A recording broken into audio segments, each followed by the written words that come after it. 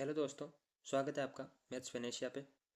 आज LDC PYQ series का lecture number 2 रहेगा, जिसमें भी अपन टोटल 25 क्वेश्चन अटेम्प्ट करेंगे और उनका सबसे बेस्ट सॉल्यूशन मैं आपको करवाऊंगा। इसमें क्या करना है, जब आप वीडियो लेक्चर देखोगे तो सबसे पहले वीडियो को आपको पॉज करना होगा, उसमें खुद से ट्राई करना होगा आपको क्वेश्चन करने की। पहले आपको खुद से ट्राई करना है, फिर यदि आपसे नहीं होता है तो आपको वीडियो सॉल्यूशन आगे देखना है। पहले आपको पॉज करके, जैसे ही नेक्स्ट क्वेश्चन आता है पहले आपको पॉज करना है, खुद से ट्राई करना है। जब आंसर नहीं आता है तब आप वीडियो सॉल्यूशन देखोगे। ठीक है, तो शुरू करते हैं। फर्स्ट क्वेश्चन क्या कह रहा है, यदि एक बहुभुज के प्रत्येक आंतरिक कोण का माप 150 डिग्री है तो इसकी भुजाओं की संख्या ज्ञात करनी है। तो पहले आपको यहाँ पर फॉर्मूला पता होना चाहिए प्रत्येक आंतरिक कोण ज्ञात करने का। तो कोई भी बहुभुज हो उसमें प्रत्येक आंतरिक कोण ज्ञात करने का फॉर्मूला क्या होता है, n-2 इंटू 180 बटावा n। n यहाँ पर क्या है, बहुभुज की भुजाओं की संख्या। तो हमें यहाँ पर बहुभुज की भुजाओं की संख्या का मान तो पूछा है और प्रत्येक आंतरिक कोण का मान हमें दे रखा है, तो यहाँ पर सीधा मान रख दो n-2 इंटू 180 बट्टा n, और इसका मान दे कितना रखा है 150 डिग्री। अब इसको काट लो, 0 से 0, 3 से कट जाएगा 5 बार, ये 3 से 6 बार। अब मल्टीप्लाई कर दो, 6n माइनस का 6 से 2 गुणा कर 12 और 5n, n उधर जाएगा, n बराबर आ जाएगा 12। तो यहाँ से n का मान कितना आ जाएगा 12, ऑप्शन नंबर डी। अब यहाँ पर एक बाह्य कोण ज्ञात करने का भी फॉर्मूला था, वो भी आप साथ साथ याद रखना। प्रत्येक बाह्य कोण ज्ञात करने का फॉर्मूला क्या होता है, 360/n। ये फॉर्मूला भी आपको साथ साथ याद रखना है। जैसे प्रत्येक आंतरिक कोण का है वैसे ही प्रत्येक बाह्य कोण का भी आपको याद रखना है।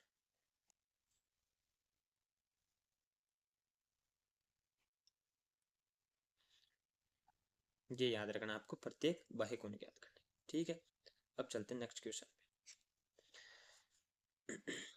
नेक्स्ट क्वेश्चन क्या कह रहा है, एक ट्राइंगल है एबीसी जिसमें बाह्य कोण है बी और सी के समद्वि विभाजित बिंदु ओ पर मिलते हैं। यदि कोण है हमें दे रखा 62 डिग्री, तब हमें कोण बीओसी का मान ज्ञात, हमें बीओसी ज्ञात करना है।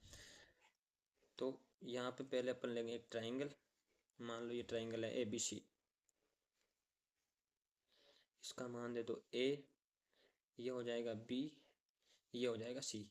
इसने क्या कहा है कि बी और सी के बाह्य समद्विभाजक। तो बाह्य समद्विभाजक कैसे होंगे, मान लो ए बी को आगे बढ़ा दिया, ए सी को आगे बढ़ा दिया, अब बी और सी के बाह्य समद्विभाजक, ये मान लो बाह्य समद्विभाजक बी और सी के ओ पर मिलते हैं।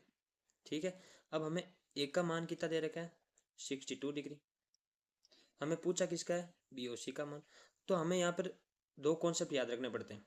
एक ये मान लो हमको पूछा बीओसी, एक मान लो आंतरिक समद्विभाजित भी इसमें ये कर सकता है। मान लो दोनों कोणों के यदि आंतरिक समद्विभाजित करता है, मान लो ये दोनों पी पर मिलते हैं, तो इसका भी फॉर्मूला होता है।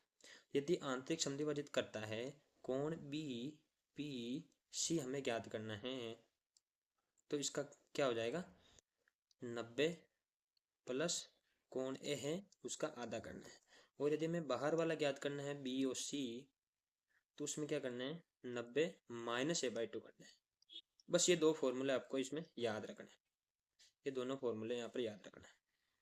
ठीक है, अब इस क्वेश्चन को करते हैं। इस क्वेश्चन में हमें बाहर वाला पूछा है बी और सी, तो बाहर वाले में क्या होता है 90 माइनस a/2, ए कितना है 62, 62 का करेंगे आधा, तो यहाँ पर कितना हो जाएगा 90, 62 का आधा होता है 31, और यहाँ पर आंसर आ जाएगा अपना 59। तो कौन सा आ जाएगा ऑप्शन नंबर बी। ऐसे कर लोगे, बस दोनों फॉर्मूले याद रखने हैं। तो इसमें आंतरिक समद्विभाजित भी वो कभी पूछ सकता है, कभी बाह्य समद्विभाजित पूछ सकता है, दोनों फॉर्मूले याद रखने हैं आपको। अब चलते हैं नेक्स्ट क्वेश्चन पे, क्वेश्चन नंबर 3। अब क्वेश्चन नंबर 3 को मैं आपको दो तरीके से बताऊंगा। पहले अपन इस क्वेश्चन को बेसिक तरीके से करेंगे, फिर अपन इसको सीधे तरीके से भी करेंगे कि यदि आप जब आप क्वेश्चन को अटेम्प्ट नहीं कर पाओ, कि आपको तरीका नहीं दिख रहा कि किस तरीके से करूं, तो फिर वो एक तरीका है लास्ट में करने का। पहले हम इसको बेसिक तरीके से करते हैं। तो इसमें क्या तरीका है, विपिल टूर पर है और उसके पास अपने खर्चे के लिए 360 रुपये हैं। यदि वह अपने टूर से 4 दिन आगे निकल जाता है, मतलब जितने दिन वो टूर पर गया है उससे 4 दिन और वो यदि वो टूर पर रहता है, तो उसे अपने दैनिक खर्चों में 3 रुपए की कटौती करनी होगी। तो विपुल कितने दिनों के लिए टूर पर है? अपन को ये बताना कि विपुल जो है कितने दिनों के लिए टूर पर गया है। तो टोटल खर्चा कितना है? मान लो विपुल x दिनों के लिए टूर पर गया है। मान लो कि विपुल x दिन के लिए टूर पर गया है। तो टोटल खर्चा कितना है? 360 मान लो। तो x दिनों के लिए वो गया है, तो ये क्या आ जाएगा? उसका दैनिक खर्चा। इतना उसने एक दिन में इतना खर्चा उसने किया है, ठीक है। और यदि वह अपने टूर में 4 दिन आगे निकल जाता है, खर्चा उसे 360 रुपये ही करना है। पहले भी 360 रुपये खर्चा करा था, अब भी 360 रुपये खर्चा कर रहा है। लेकिन अब उसने क्या किया है? पहले वो x दिनों के लिए टूर पर गया था, लेकिन अब वो 4 दिन इसमें और बढ़ा देता है। और इसकी वजह से क्या होता है? उसे 3 रुपये की, उसे इस एवरेज खर्चे में प्रतिदिन जो खर्चा आता है उस पर 3 रुपये की उसे कटौती करनी होगी। पहले विपुल जो है इतना खर्चा कर रहा था 360/x। अब खर्चा कर रहा है 360/x प्लस का 4, जिसकी वजह से उसका जो दैनिक खर्चा है वो 3 रुपये कम हो जाता है। अब इस समीकरण को सोल्व कर लो। तो 360 आप क्या कर लो, बाहर से कॉमन ले लो और यहाँ पे एलसीएम ले लो। x प्लस का 4, x से x कट जाएगा तो यहाँ बच जाएगा x प्लस का 4 माइनस का x और बराबर में कितना है? 3। तो यहाँ से 3 से इसको काट लो, ये कट जाएगा। 3 एकम 3, 3 दूनी 6 0। और इसको सोल्व करोगे तो x कोष्टक में x प्लस का 4 बराबर में यहाँ पे ये x से x कट जाएगा, इसको 4 से गुणा कर दो तो आ जाएगा 480, ठीक है। अब ये समीकरण बनेगा एक्स स्क्वायर प्लस का 4x माइनस का 480 इज इक्वल टू 0। अब आपको समीकरण सोल्व करना तो आता होगा। इसमें क्या हो जाएगा? एक्स स्क्वायर, इसके 480 के मैं गुणनखंड बता देता हूँ। 480 के 2 ऐसे गुणनखंड जिसका डिफरेंस 4 हो और मल्टीपल करने पर 480 आता हो, तो ऐसे 2 गुणनखंड होता है 24 और 20। तो यहाँ पर हो जाएगा प्लस का 24x माइनस का 20x माइनस का 480 इज इक्वल टू 0। अब इसमें क्या करना है? x कॉमन ले लो, यहाँ बच जाएगा x प्लस का 24, यहाँ पे माइनस का 20 कॉमन ले लो, यहाँ बच जाएगा x प्लस का 24 बराबर में 0। अभी तो सोल्व कर लेते हैं इसको।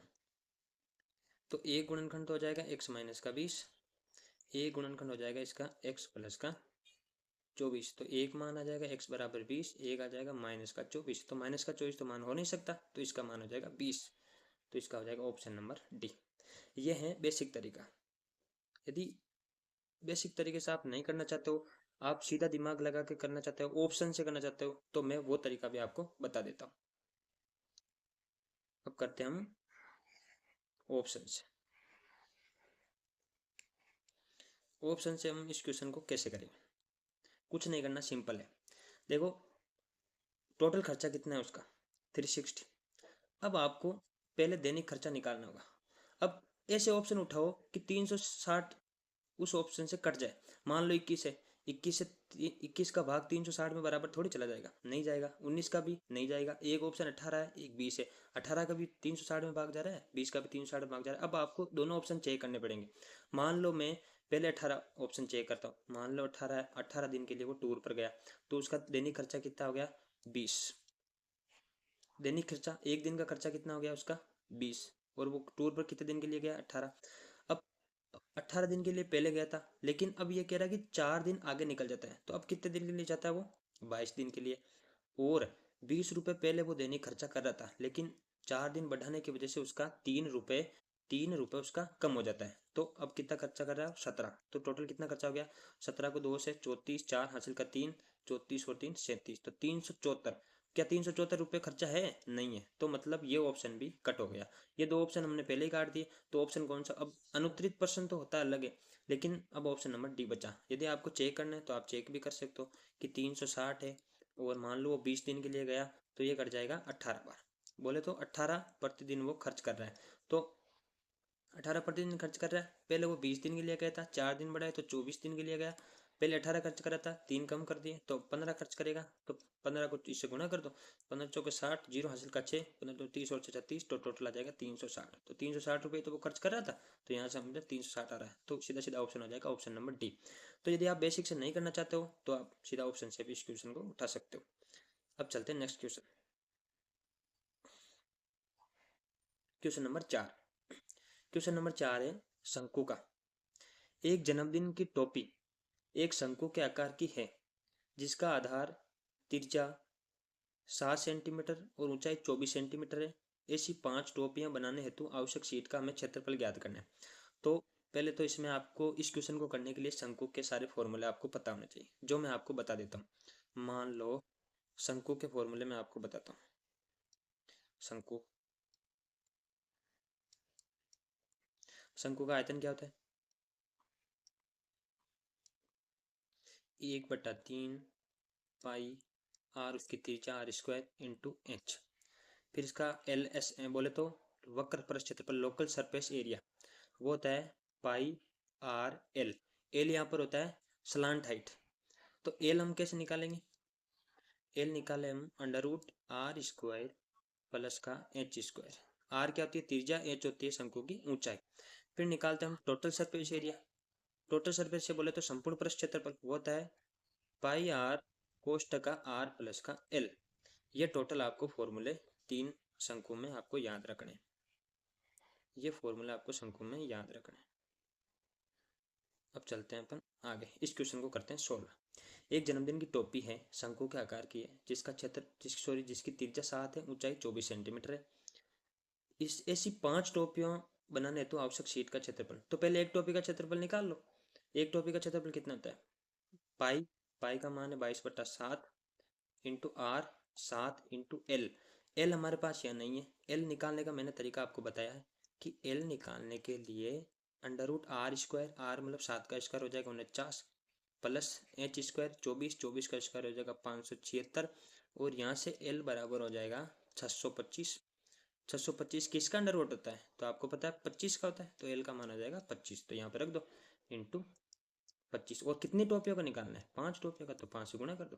तो 7 से 7 कट गया, 5 को इससे गुणा करो 22 से 110 और इंटू हो जाएगा 25। अब इसको गुणा कर लो, 25 का 25 का 5 हासिल का 2, 25 1 27, तो 2750 इसका आंसर आ जाएगा। कौन सा है?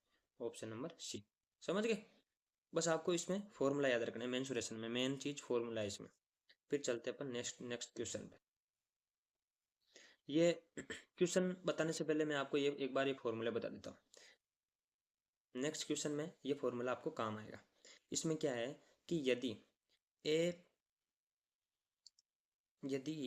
ए प्लस बी का मान यदि 90 डिग्री है, ए प्लस बी का मान 90 डिग्री है, तो टेन बी बराबर 1 होगा। ऐसे ही सेम कोट में होगा, कोट बी बराबर 1 होगा। ऐसे साइन में अलग हो जाएगा, साइन स्क्वायर ए प्लस साइन स्क्वायर बी बराबर 1 होगा। ऐसे हो जाएगा कोस में, कोस स्क्वायर बी बराबर हो जाएगा 1। ये आपको ध्यान रखना है। ये 4 फॉर्मूले ध्यान रखना है जो आपको बहुत बार काम आएंगे। अब हम क्वेश्चन अटेम्प्ट करते हैं नेक्स्ट। अब देखो सेम उसी फॉर्मूले पे ये क्वेश्चन है, ये क्वेश्चन करते हैं। क्वेश्चन क्या कह रहा है? साइन 29 डिग्री बटा कोस 61 degree plus 2 ten 11 ten 31 ten 45 ten 59 ten 79 degree minus 3 sine square 20 plus sine square 70। अब एक एक स्टेप को अपन सोल्व करते हैं। क्वेश्चन बहुत देखने में बहुत लंबा लग रहा है, लेकिन आपको पूरा एकदम सोल्व नहीं करना। एक एक स्टेप को उठाओ। पहले क्या दे रखा है? Sine 29 degree. अब देखो नीचे क्या है? नीचे है कोस 61। कोस 61 देखो, कोस 61 डिग्री को हम लिख सकते हैं साइन 29 डिग्री, क्योंकि इस कोस 90 माइनस थीटा बराबर क्या होता है? सॉरी, साइन 90 माइनस थीटा बराबर क्या होता है? Cos theta. इस इससे इसको लिख सकते हैं हम, कोस 61 डिग्री को लिख सकते हैं साइन 29। फिर आगे सोल्व करते हैं प्लस। अब मैंने आपको बताया है कि यदि ए प्लस बी का मान 90 डिग्री हो तो टेन ए टेन बी का मान 1 होता है। तो यहाँ पर देखो टेन 11 और टेन गुणिया सी 79, इन दोनों का योग कितना है? 90 डिग्री। इन दोनों का योग 90 डिग्री है, तो इन दोनों का मान कितना हो जाएगा? 1। तो यहाँ से इसका मान आ जाएगा 1। वैसे ही टेन टेन 31 और टेन 59 है, इन दोनों का योग कितना है? 90 डिग्री। तो इनका मान भी कितना हो जाएगा? +1। फिर बचा टेन 45। टेन 45 की वैल्यू कितनी होती है? 1। फिर नेक्स्ट सोल्व करते हैं, 3 सॉरी माइनस है यहाँ पर, -3 अंदर अंदर क्या है sine square 20 plus sine square 70। अब देखो साइन स्क्वायर 70 डिग्री को हम क्या लिख सकते हैं, कोस स्क्वायर 20 डिग्री। ये मैंने आपको बताया क्यों, क्योंकि साइन 90 माइनस थीटा बराबर कोस थीटा। अच्छा ये से बोल लो कि कोस 90 माइनस थीटा बराबर साइन थीटा होता है, तो यहाँ पर लिख सकते हैं हम कोस स्क्वायर 20 डिग्री। तो यहाँ से देखो साइन से साइन कट जाएगा, साइन 29 से साइन 29 कट गया, 1 प्लस 1 2 3 ये हो जाएगा, ये नहीं होंगे ना, सॉरी सॉरी सॉरी, ये 2 10 11 है, 2 10 11 है ये, तो यहाँ पर 2 होंगे, सॉरी, तो 2 3 ये 4 हो जाएंगे टोटल, यहाँ पे 4 कर दो। फिर minus sine square theta plus cos square theta क्या होता है 1, मैंने पीछे आपको ये सर्वसमीका बताई है, तो यहाँ बच जाएगा 3, तो 5 माइनस 3 बराबर हो जाएगा 2, ऑप्शन नंबर ए। अब चलते हैं नेक्स्ट क्वेश्चन, क्वेश्चन नंबर 7। क्या कह रहा है, सूर्य का उन्नयन कोण क्या है जब एक ऊर्ध्वाधर खंभे की परछाई की लंबाई उसकी ऊंचाई के बराबर है। तो इसमें क्या करना है, मान लो ये एक खंभा है, खंभे की मान लो ये परछाई है, खंभे ये ए है, ये बी है, ये सी है। मान लो खंभे की ऊंचाई है एक्स और उसकी परछाई भी एक्स है, क्योंकि इसने बोला है कि एक ऊर्ध्वाधर खंभे की परछाई की लंबाई उसकी ऊंचाई के बराबर है, तो जितनी ऊंचाई एक्स है उतनी परछाई उसकी एक्स है। ये मान लो अपने को थीटा पूछा है, तो ये मान लो थीटा है, तो टेन थीटा बराबर क्या होता है, ए बी, लंब ये है, तो ए बी बटा बी सी, लंब बटा आधार, लंब बटा आधार, तो लंब ये हो जाएगा, आधार हो जाएगा ये बी सी, तो टेन थीटा ए बी कितना है एक्स, बी सी कितना है एक्स, एक्स एक्स कट जाए क्या आएगा 1, तो टेन थीटा की वैल्यू कितनी आ जाएगी 1। तो टेन थीटा में थीटा की ऐसी कौन सी डिग्री की वैल्यू है जिसकी वैल्यू 1 होती है, तो थीटा की 45 डिग्री, टेन 45 की वैल्यू 1 होती है, तो यहाँ से थीटा आ जाएगा 45 डिग्री, कौन सा हो जाएगा, option number B. Next question number 8, ये वापस ट्रिग्नोमेट्री का क्वेश्चन है। इसमें क्या करना है, इसमें आपको ध्यान रखना है कि साइन थीटा बराबर कोस थीटा, ये तभी दोनों बराबर होंगे जब इन दोनों का योग, जब साइन प्लस कोस का योग 90 डिग्री हो जाएगा। 90 डिग्री कैसे, जैसे मान लो साइन थीटा की वैल्यू है 60 और कोस थीटा की वैल्यू मान लो 30 है, तो इन दोनों का योग कितना हुआ 90। साइन 60 की वैल्यू कितनी होती है √3/2, उसी प्रकार साइन कोस 30 की वैल्यू कितनी होती है √3/2, दोनों बराबर हुए ना। तो साइन थीटा बराबर कोस थीटा तभी हो सकता है जब साइन प्लस कोस की वैल्यू 90 डिग्री होगी। यही हमें यहाँ इस क्वेश्चन में दे रखा है कि साइन 2a बराबर कोस a माइनस 18 डिग्री, दोनों बराबर हैं। दोनों बराबर कब हो सकते हैं, जब इन दोनों का योग 90 डिग्री हो। तो 2a प्लस a माइनस 18, इन दोनों का योग कितना डिग्री है 90 डिग्री, तभी ये दोनों बराबर हो सकते हैं। तो 2a ये 3 है, 18 उधर जाएगा, हो जाएगा 108। अब एक 3 का भाग दे दो, तो 3 3 9 3 6 18, एक का मान आ जाएगा 36 डिग्री, एक का मान आ जाएगा 36। बस ये ध्यान रखना है कि साइन ए बराबर कोस है, जैसे सेम इसी में टेन और कोट में हो जाएगा, सेक और कोसेक में भी सेम हो जाएगा कि टेन ए बराबर कोट है, चाहे सेक ए बोल लो बराबर कोसेक ए बोल लो, ये बराबर तभी होंगे जब इन दोनों का, जैसे ten A plus cot A बोलो चाहे सेक ए प्लस कोसेक ए बोलो, जैसे टेन प्लस कोट की वैल्यू 90 डिग्री होगी तभी ये दोनों बराबर हो सकते हैं। उसी प्रकार सेक प्लस कोसेक की वैल्यू 90 डिग्री होगी तभी ये दोनों बराबर हो सकते हैं। तो इन तीनों में हमें ये सर्वसमीका याद रखनी है, तो इससे ये क्वेश्चन सोल्व हो जाएगा। नेक्स्ट क्वेश्चन,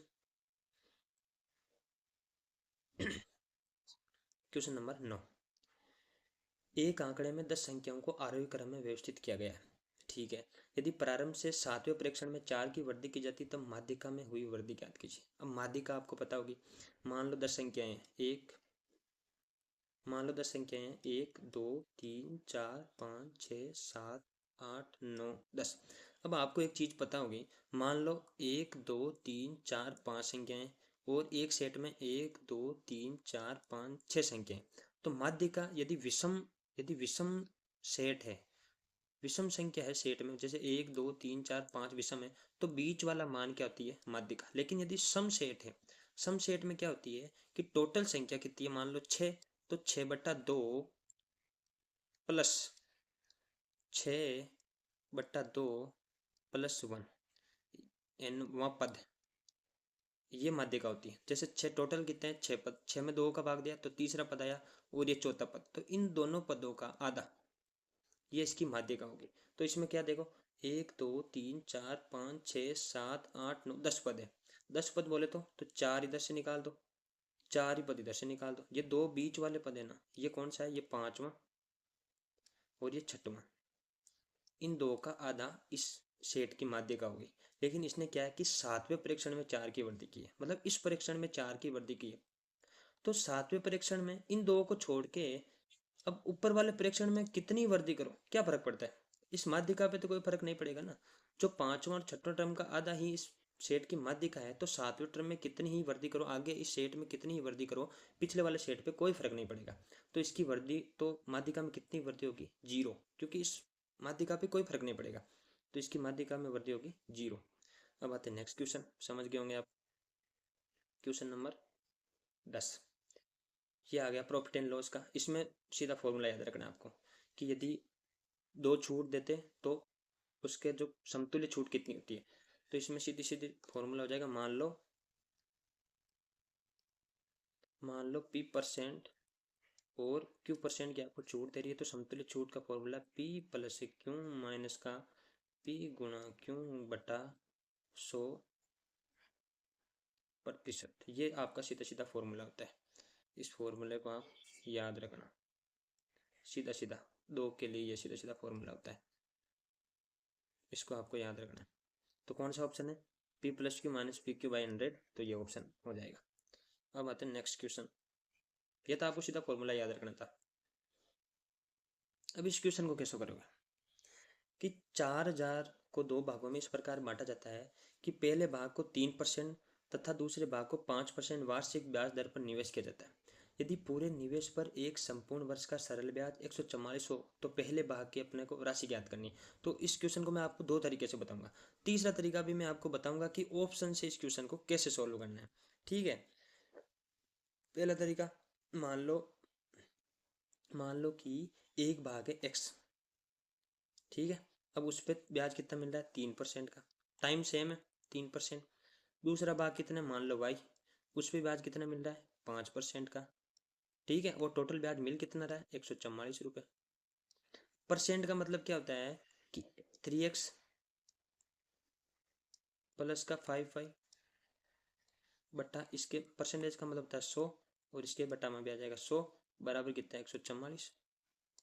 तो यहाँ से 100 एलसीएम लेंगे तो 3x प्लस 5y, 100 उधर जाके मल्टीपल हो जाएगा तो 144 इंटू 100, तो ये आ जाएगा। और x प्लस वाई, एक्स से पहला भाग, वाई है दूसरा भाग, ये टोटल राशि है कितनी? 4000। तो इन दोनों अब समीकरणों को सोल्व करना तो आपको आता होगा, इनको समीकरणों को सोल्व कर लो। इसमें क्या करना है, मान लो पहला भाग निकालना है तो दूसरे भाग को अपने को गायब, पहला भाग निकालना मतलब x का मान निकालना है तो y को गायब कर दो। y को गायब करने के लिए क्या करना पड़ेगा? यहाँ से 5 से गुणा कर दो, यहाँ भी 5 से गुणा कर दो, और यहाँ भी 5 से गुणा कर दो। तो समीकरण क्या बनेंगे? पहला समीकरण है 3x प्लस 5y बराबर है 14400। दूसरा बनेगा यहाँ से 5x प्लस का 5y बराबर बनेगा 20000। अब इसमें कुछ नहीं करना, दूसरे वाले समीकरण में से ये मान लो समीकरण नंबर 1 है, ये मान लो समीकरण नंबर 2, दो में से एक को घटा लो, घटाओगे ना तो इससे ये कट जाएगा। 5 में से 3 घटाओगे तो 2x, और 20000 में 14400 घटाओगे तो बचेगा 5600। यहाँ से x की वैल्यू कितनी आ जाएगी? 2 का भाग दे लो, 2 दूनी 4, 2 अट्ठे 16, 0 0, तो यहाँ से वैल्यू आ जाएगी 2800। तो ऑप्शन कौन सा है? Option number C. ये है एक तरीका। अब मैं बताता हूँ आपको इसका दूसरा तरीका कौन सा है।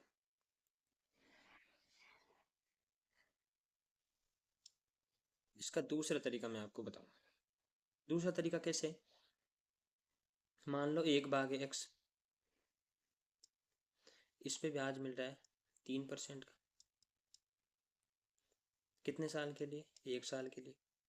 फिर आएगा प्लस, फिर दूसरा भाग कितना हो जाएगा? 4000, एक एक्स मान लिया तो दूसरा कितना हो जाएगा? 4000 माइनस एक्स, और इस पे ब्याज दर कितनी है? 5%, और ये भी 1 साल के लिए, और बराबर कितना हो जाएगा? 144। समझ गए?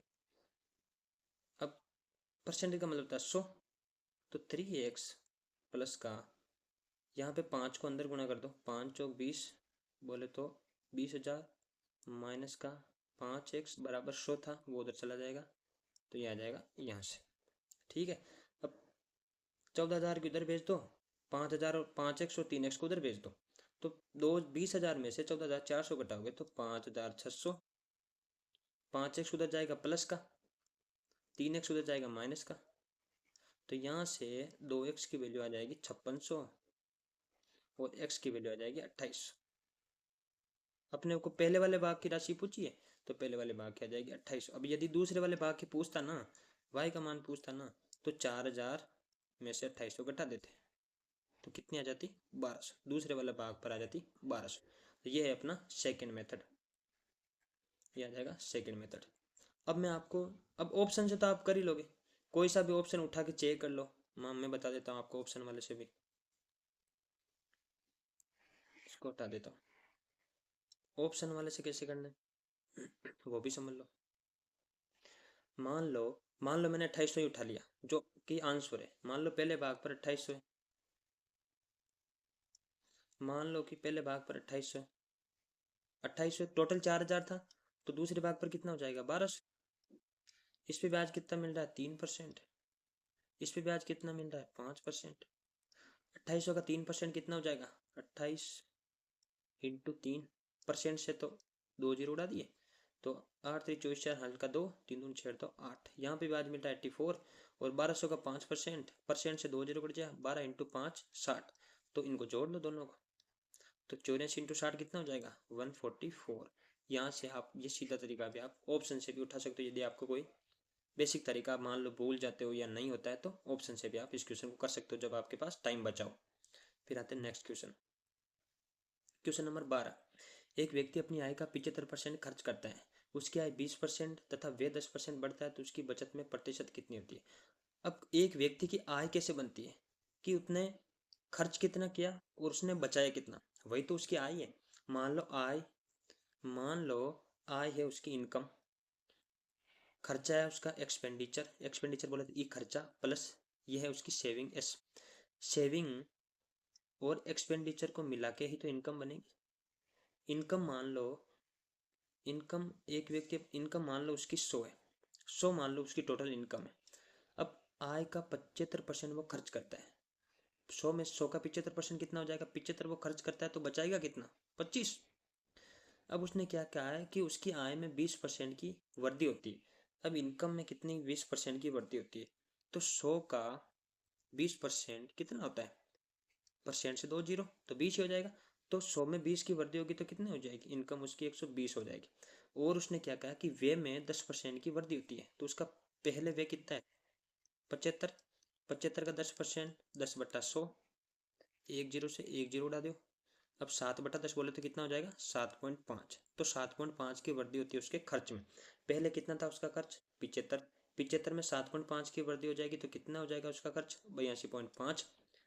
अब टोटल इनकम है उसकी 120, खर्च कितना कर रहा है वो? 82.5। अब इसमें से घटाएंगे तो बचेगा क्या? उसकी सेविंग, तो यहाँ से सेविंग बच जाएगी मेरे हिसाब से 37.5। अब वो सेविंग कितनी कर रहा है? 37.5। पहले वो सेविंग कितनी कर रहा था? 25। अब वो सेविंग कितनी कर रहा है? 37.5। पूछा क्या है कि बचत में कितने प्रतिशत की वृद्धि हुई? पहले 25 सेविंग कर रहा था, अब 37.5 सेविंग कर रहा है, तो 12.5 की सेविंग में उसकी वृद्धि हुई है। कितनी सेविंग पर हुई है? 25 पे।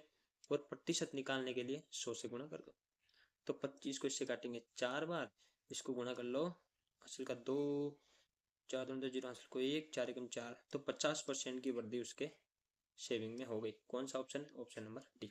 समझ गए? Next question, question number 13। अब इसने क्या है, 13 संख्याओं का माध्य 24 है। यदि प्रत्येक संख्या में 3 जोड़ दिया जाए तो नया माध्य क्या होगा। अब इसको, ये 13 संख्या है, आप इसको 2 संख्या लेके 3 संख्या लेके भी इस क्वेश्चन को अप्लाई कर सकते हो। कैसे, मैं बताता हूँ।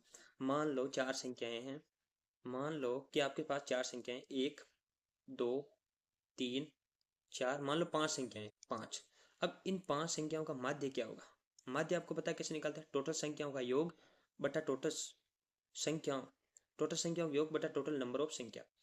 तो 5 4 9, इनका योग कर लो। 5 4 9 3 12 और तो 14 और 1 15। टोटल संख्या कितनी है, 5। तो एवरेज माध्य कितना आया, 3।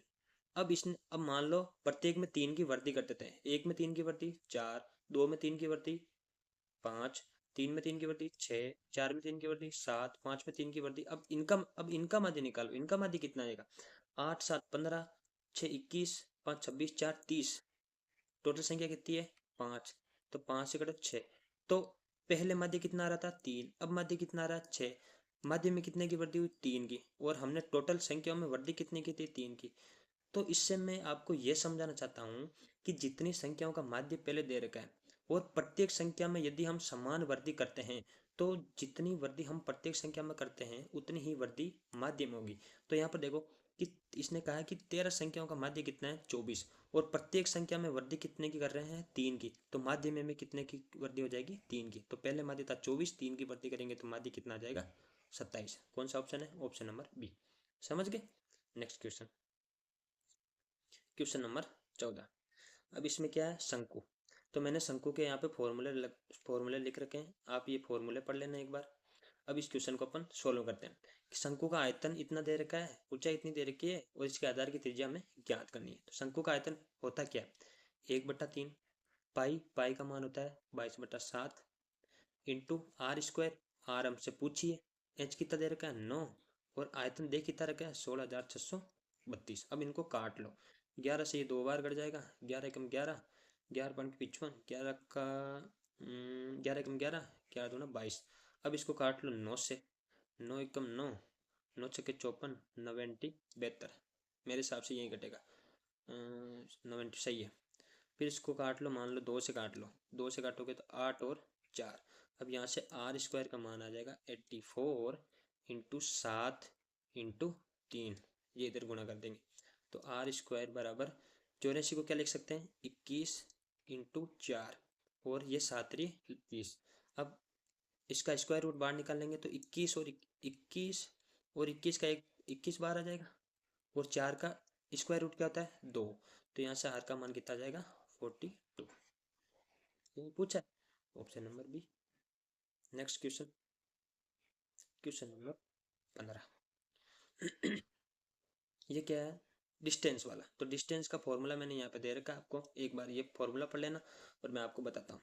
मान लो एक रेखा है, 2 बिंदु है, एक पी है एक क्यू है। पी क्यू एक सीधी रेखा है जिसकी लंबाई 13 सेंटीमीटर है। इसकी लंबाई हमको दे रखी है, डिस्टेंस दे रखी है 13 सेंटीमीटर। यदि बिंदु पी के निर्देशांक है 2,5, क्यू के निर्देशांक है x, -7। तो हमें x का मान पूछा है तो डिस्टेंस वाला फॉर्मूला लगा लो। क्या होता है, √y2 बोले तो -7 -y1 का whole square plus x2 -x1 का होल स्क्वायर बराबर हो जाएगा, जो इसके बीच की दूरी है 13। दोनों तरफ स्क्वायर कर दो तो -7 -5 कितना हो जाएगा, -12। -12 का होल स्क्वायर करेंगे 144 प्लस x-2 का होल स्क्वायर। दोनों तरफ स्क्वायर कर देंगे तो स्क्वायर से स्क्वायर रूट कट जाएगा, 13 का स्क्वायर करेंगे 169। अब इसको सोल्व कर लो, x-2 का होल स्क्वायर बराबर 144, सॉरी उधर ले जाएंगे 144 और यहाँ से इसको इधर सोल्व कर लेता हूँ। x-2 का होल स्क्वायर बराबर यहाँ बचेगा 25 और x-2 बराबर आ जाएगा 5 और x2 को उधर ले जाएंगे तो आ जाएगा 7। यही हमसे वैल्यू पूछी, तो option number C. Next question number 16। एक समभुज के एक बहिष्कोण तथा एक अंत्यकोण का अनुपात 1:5 है तो बहुभुज में भुजाओं की संख्या पूछिए। मैंने आपको पहले भी ये क्वेश्चन करवाया है और इसके फॉर्मूले अब मैंने यहाँ पर लिख दिए हैं और मैंने पहले बता भी दिया आपको फॉर्मूले। अब आपको ये फॉर्मूला बस अप्लाई करना है। कैसे कैसे देखो, प्रत्येक बहिष्कोण का सूत्र क्या होता है, 360/2 n। अब इन और प्रत्येक आंतरिक कोण का कितना होता है, n माइनस का 2 इंटू 180 बट्टा n। और इन दोनों का अनुपात देख कितना रखा है, 1:5। अब काट लो, n से n गया, 180 से 360 कितनी बार कट गया, 2 बार। तो यहाँ पे बचा सिर्फ 2 बट्टा n माइनस 2 बराबर बचा 1/5। बस वज्र गुणा कर लो, तो यहाँ से 5 दूनी 10 बराबर n माइनस का 2। n को उधर ले जाओ, n बराबर आ जाएगा 12। ये तो पूछिए भुजाओं की संख्या, तो ऑप्शन नंबर ए। समझ गए। Next question number 17।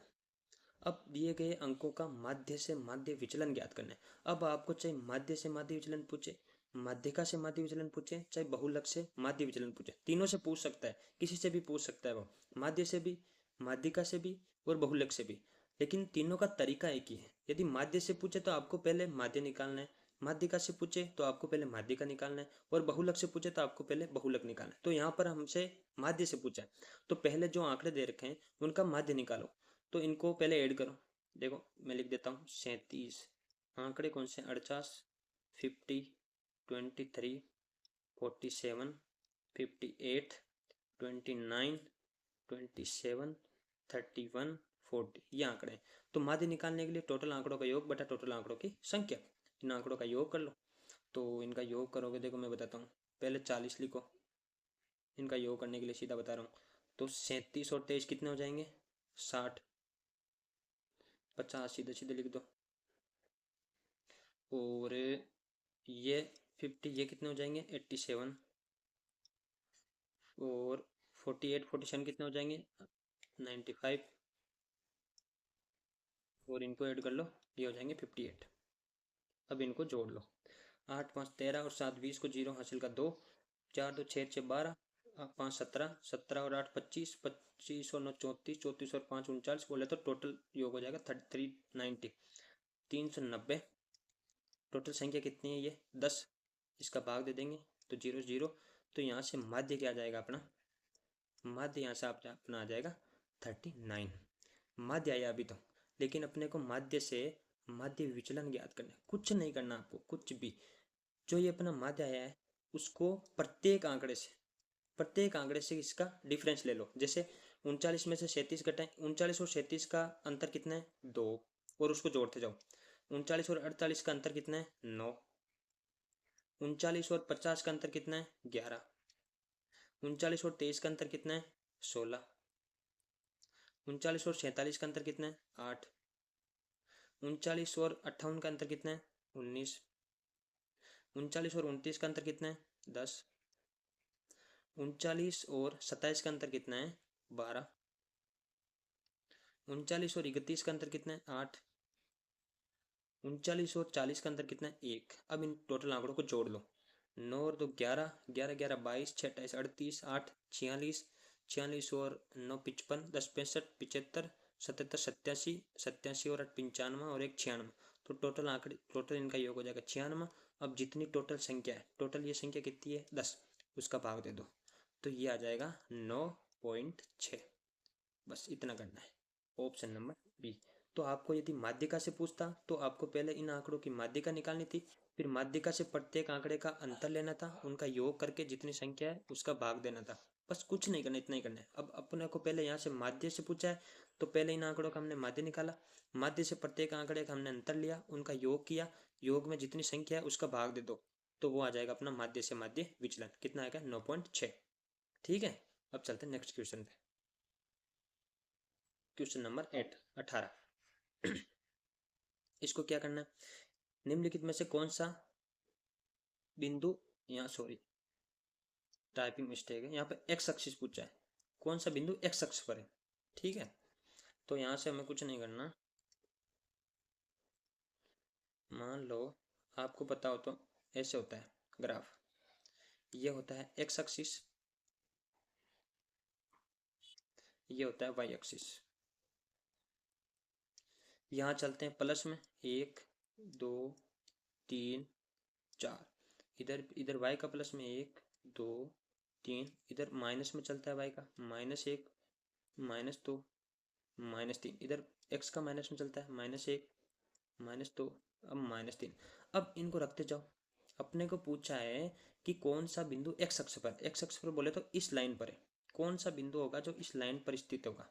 तो पहले रखो -2 और -2, ये इधर वाला एक्स अक्ष, जैसे ये मान लो -2 कोमा -2 पूछा है, तो ये होता है एक्स एक्सिस वाला, ये होता है वाई एक्सिस वाला। तो -2 एक्स एक्सिस पर कहाँ है, यहाँ पर है, और -2 वाई एक्सिस पर कहाँ है, सॉरी -2 एक्स एक्सिस पर यहाँ है, वाई एक्सिस पर यहाँ है, तो दोनों को मिलाएंगे तो यहाँ पर बिंदु आएगा। तो ये एक्स एक्सिस पर स्थित है, नहीं है, तो ये ऑप्शन कट गया, ये ऑप्शन कट गया। फिर दूसरा 0 कोमा -2, एक्स क्या है 0, तो 0 यहाँ पर स्थित होता है, ये होता है 0 कोमा 0, तो 0 यहाँ पर स्थित होता है। वाई बराबर -2, तो ये बराबर -2, तो यहाँ पर बिंदु स्थित होगा, तो ये भी नहीं होगा, तो ये भी कट गया। फिर होता है 2 कोमा 2, 2 कोमा 2 कहाँ पर है, 2x का यहाँ पर है, y का यहाँ पर है, तो बिंदु होगा यहाँ, दोनों को मिलाएंगे तो बिंदु होगा यहाँ पर, तो ये भी नहीं है, तो ये भी कट जाएगा।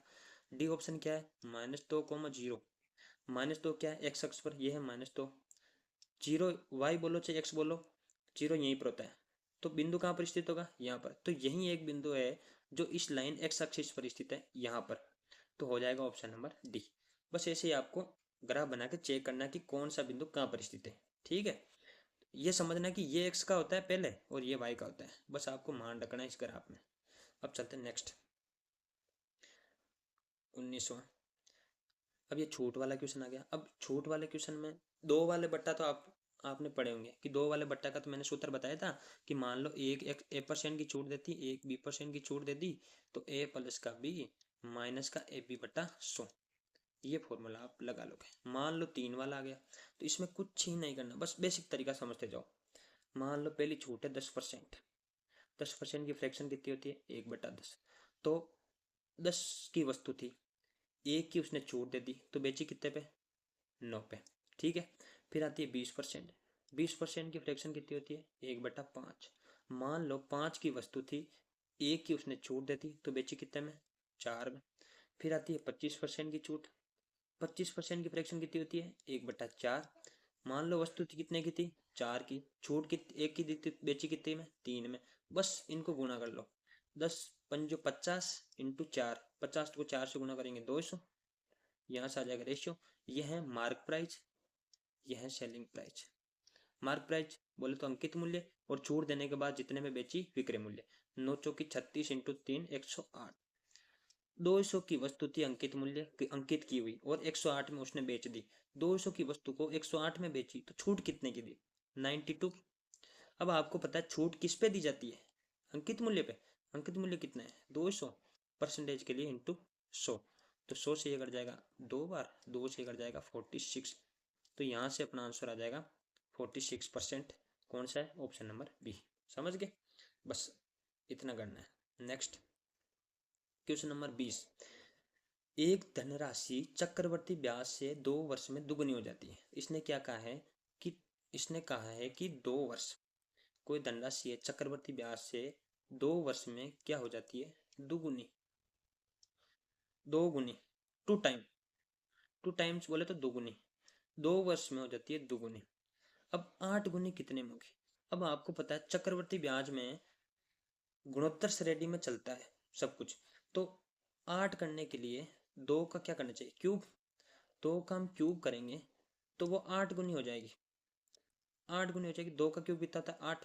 अब 8 गुनी करने के लिए हमने क्या किया, 2 का क्यूब, तो टाइम में क्या करना है आपको, जितना क्यूब किया उससे मल्टीप्लाई करना है, तो 2 पहले 2 साल लगने थी, अब 3 से गुणा करेंगे तो अब 6 साल लग जाएंगे, 6 साल, 8 गुनी होने में 6 साल लगेंगे। जैसे कि मैं एक एग्जाम्पल से समझाता हूँ, मान लो कि 2 साल में कोई धनराशि 2 साल में कोई धनराशि 2 गुनी हो रही है, और मान लो उस धनराशि को 16 गुना करना है, तो 2 की कितनी पावर 16 गुनी हो जाएगी, 2 की पावर 4, 2 की पावर 4 करेंगे तो 16 आएगा, तो इसको क्या करेंगे 4 से मल्टीप्लाई कर देंगे, तो 4 दूनी 8, तो 8 साल में वो 16 गुनी हो जाएंगे। ये तो है अपना सीधा मेथड, मतलब इसमें कुछ ही टाइम नहीं लगेगा, मैंने बताया इसलिए अब मुझे थोड़ा टाइम लगेगा, तो आप करोगे ना तो 20 से 30 सेकंड में आप इस क्वेश्चन को कर लोगे।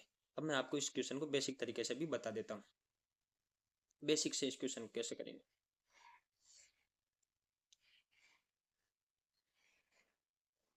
बेसिक से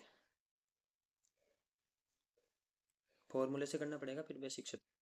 फॉर्मूला क्या होता है, ए बराबर पी कोष्टक प्लस आर अपॉन 100 की पावर टी। ये होता है चक्रवर्ती ब्याज निकालने का फॉर्मूला। अब इसने इसको अमाउंट को क्या कर दिया, दुगुनी हो जाती है। तो पहले राशि थी पी, तो अब दुगुनी होकर क्या हो गई 2p। P 1 plus R by 100 और टी। टाइम क्या है, कितने वर्ष में, 2 वर्ष में, तो टी की जगह क्या आ जाएगा 2। पी से पी गया, 2 की वैल्यू कितनी आ गई 1 प्लस आर बाई 100 का स्क्वायर। ठीक है, यहाँ तक हमने कर लिया। फिर क्या पूछा है कि 8 गुनी कितने वर्ष में होगी। पहले पी था, अब कितना हो जाएगा 8p, और पी पहले थी 1 प्लस आर बाई 100, और हमसे यही तो पूछा है कि टी का मान ही तो पूछा है कि कितने साल में ये 8 गुनी हो जाएगी। तो यहाँ से पी काट लो, 8 बराबर 1 प्लस आर बाई 100 की पावर टी। अब 8 क्या होता है, 8 होता है 2 का क्यूब। 2 की वैल्यू हमें ये दे रखी है, तो क्यूब की वैल्यू निकालने के लिए तो इसका टोटल पूरा का क्यूब कर देंगे। तो इसको क्यूब करो, 8 बराबर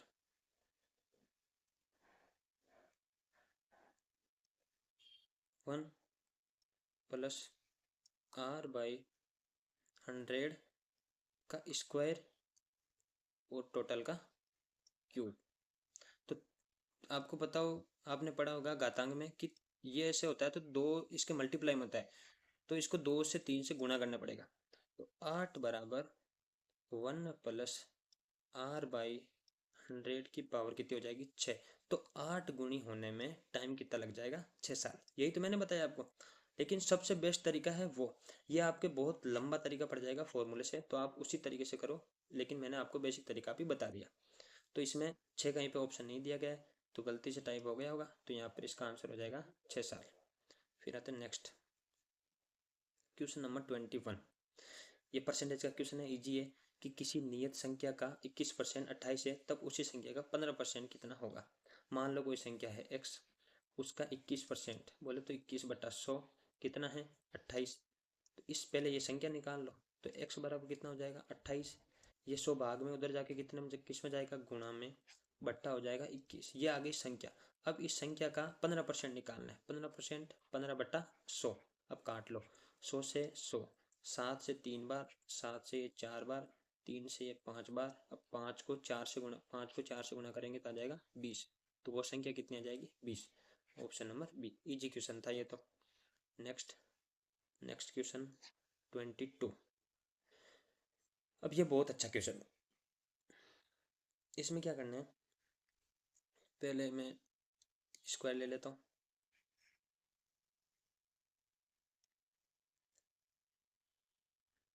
मान लो ये ए है, ये बी है, ये सी है, ये डी है।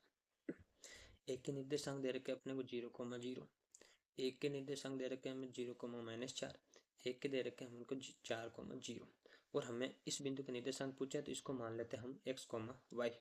अब यह है वर्ग, वर्ग में दे रखा है। वर्ग की प्रॉपर्टीज आपको पता है कि वर्ग में प्रत्येक कोण 90 डिग्री का होता है, ये चीज़ आपको पता है। वर्ग के जो विकर्ण होते हैं, वर्ग के जो विकर्ण होते हैं एक दूसरे को समद्विभाजित करते हैं। मतलब ये जो विकर्ण होते हैं एक दूसरे को, जैसे ये चारों बराबर होंगे, और ये इनका क्या हो जाएगा मिड पॉइंट, मध्य बिंदु। ये इन दोनों विकर्णों का मध्य बिंदु हो जाएगा। और ये जो विकर्ण होते हैं वो एक दूसरे को 90 डिग्री पर भी काटते हैं। अब यहाँ से आपको एक चीज़ समझनी है कि इस पूरी रेखा के फॉर्मूले, ये मान लो ये रेखा बनाते हैं, मान लो ये एक रेखा है, ये ए है, ये बी है। एक के निर्देशांक अपने को दे रखे 0,0, बी के दे रखे हैं हमको 4,0, और ये मिड पॉइंट है। इस मिड पॉइंट के निर्देशांक हम निकाल सकते हैं। आपने पढ़ा है मिड पॉइंट का फॉर्मूला क्या होता है कि x1 + x2। x1 क्या है, ये है x1, ये है y1 मान लो, और ये है मान लो x2, और ये है मान लो y2। x1 + x2/2, तो 0 + 4 का आधा हो जाएगा 2, और 0 + 0 का आधा हो जाएगा 0। तो ये मध्य बिंदु के निर्देशांक, मतलब इस बिंदु के निर्देशांक आ जाएंगे 2,0। अब एक चीज समझो कि ये जो विकर्ण है, इस विकर्ण का यदि ये मध्य बिंदु है, तो इस विकर्ण का भी तो यही मध्य बिंदु होगा। सही बात है कि नहीं, कि ये जो दोनों विकर्ण हैं एक दूसरे को समद्विभाजित करते हैं कि एक ही जगह से गुजरते हैं कि इस बिंदु का यदि ये मध्य बिंदु है तो इस बिंदु का भी तो यही मध्य बिंदु का, तो ये रेखा ले लो। मान लो ये रेखा है, ये विकर्ण है, ये मान लो बी है, ये मान लो डी है, ये मान लो मध्य बिंदु है। तो मध्य बिंदु का निर्देशांक हमने निकाल लिए 0,2, इस बिंदु का निर्देशांक है 0,-4 और इस बिंदु का निर्देशांक हमने को चाहिए। तो वही सेम फॉर्मूला लगा लो मध्य बिंदु का।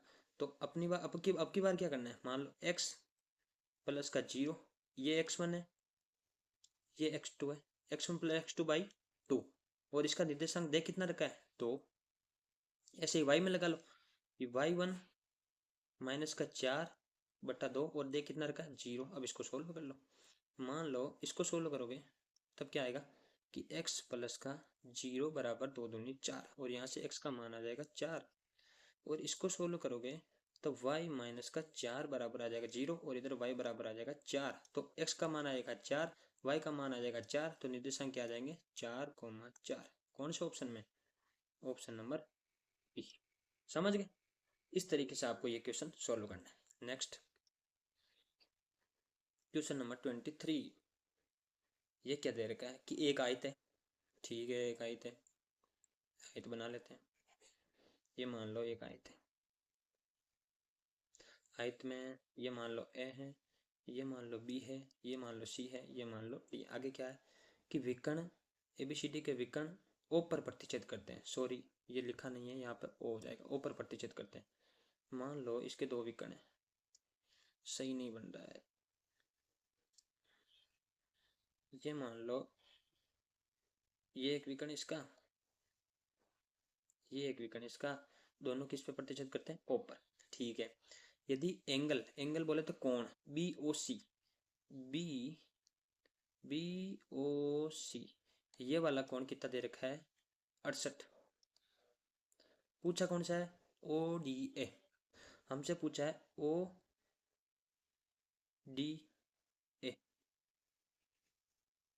ये वाला कोण हमसे पूछा है। कुछ नहीं करना, बस समझते जाओ। मैं बताता हूँ आपको ये क्वेश्चन, देखो कि ये दोनों काटती है एक बिंदु पे, तो ये कोण इस कोण के बराबर होगा, शीर्षाभिमुख कोण बराबर होता है आपको पता है, तो ये 68 है तो ये भी 68 डिग्री हो जाएगा। ठीक है, अब मैंने आपको बताया था कि आयत हो चाहे वर्ग हो, जो आयत और वर्ग के जो विकर्ण होते हैं एक दूसरे को समद्विभाजित करते हैं, मतलब ये बराबर है, ये बराबर है, ये बराबर है, ये बराबर, ये चारों भाग अपने आप में बराबर है। कौन कौन से, AO बराबर है, OB बराबर है, OD बराबर है, OC, ये चारों भाग अपने आप में बराबर है क्योंकि आयत और वर्ग के विकर्ण एक दूसरे को समद्विभाजित करते हैं। तो अपने को पता है, मान लो ये वाला भाग, इतना सा भाग मैं ले लेता हूँ इसमें से निकाल के, कौन सा AOD। अब आपको पता है ये वाला कितना कोण है 68। अब आपको एक चीज पता है कि ये भुजा इस भुजा के बराबर है। अब आपको एक सर्वसमीका पता होगी कि ये भुजा यदि दो भुजाएं आपस में बराबर हो तो उनके आमने सामने के जो कोण होते हैं वो भी बराबर होते हैं। तो ये त्रिभुज है AOD, इस त्रिभुज का एक कोण है 68, टोटल त्रिभुज के कोणों का योग कितना होता है 180 डिग्री, माइनस हो जाएगा 68 डिग्री, तो बचा कितना, अब घटा लो तो मेरे हिसाब से बचेगा 112 डिग्री, 112 डिग्री बचेगा। अब ये और ये कोण बराबर हो जाएगा, तो 112 डिग्री दोनों कोणों का योग है, बराबर है मतलब दोनों का आधा कर दो, कितना जाएगा 56। तो जो हमसे पूछा ये भी 56 हो जाएगा और ये भी 56 हो जाएगा, तो इसका मान आ जाएगा 56 डिग्री। कौन सा ऑप्शन है 56, ऑप्शन नंबर बी। समझ गए, बस ऐसे करना है, कोई दिक्कत नहीं। एक बार फिर से समझाता हूँ ये क्वेश्चन। मान लो ये आयत है ABCD, ठीक है, इसका BOC वाला 68 डिग्री का है, तो AOD भी 68 होगा। क्यों, क्योंकि शीर्षाभिमुख कोण है। फिर हम त्रिभुज लेते हैं AOD, AOD में क्या होता है कि AO बराबर OD है, क्योंकि आयत के जो विकर्ण होते हैं एक दूसरे को समद्विभाजित करते हैं। तो यदि ये दोनों कोण, यदि भुजाएं बराबर है तो इनके आमने सामने के कोण भी बराबर होंगे और पूरे त्रिभुज के कोणों का योग 180 डिग्री होता है। एक कोण 68 है तो दोनों कोणों के बचे हुए उनके 112 हो जाएंगे, दोनों बराबर है तो दोनों बराबर है तो उनका आधा कर दो, तो एक कोण आ जाएगा 56। बोले तो ये कोण भी 56 होगा, ये भी 56 होगा, तो इसका मान आ जाएगा 56 degree, option number B. Next, अब ये क्वेश्चन है, ये क्वेश्चन आपको क्रमचय संचय में पढ़ोगे ऐसे क्वेश्चन। इसने क्या कहा है कि चार भिन्न अर्धसरह के बिंदु से कितनी सीधी रेखाएं खींची जा सकती है। अब मैं बताता हूँ एक क्रमचय संचय वाला फॉर्मूला, उससे आपको ये क्वेश्चन हो जाएगा। ये वो होता है NCR। तो इसका फॉर्मूला क्या होता है, n फैक्टोरियल बट्टा r फैक्टोरियल और n माइनस का r फैक्टोरियल, ये इसका फॉर्मूला होता है। बस ये ध्यान रखना। इसमें अभी मैं बताऊंगा कि n क्या होता है, r क्या होता है, वो मैं बताऊंगा। ठीक है, इसमें n क्या है, r क्या है। अपने को क्या कहा है कि चार भिन्न बिंदु, अपने को कहा है कि चार भिन्न बिंदु दे रखे हैं,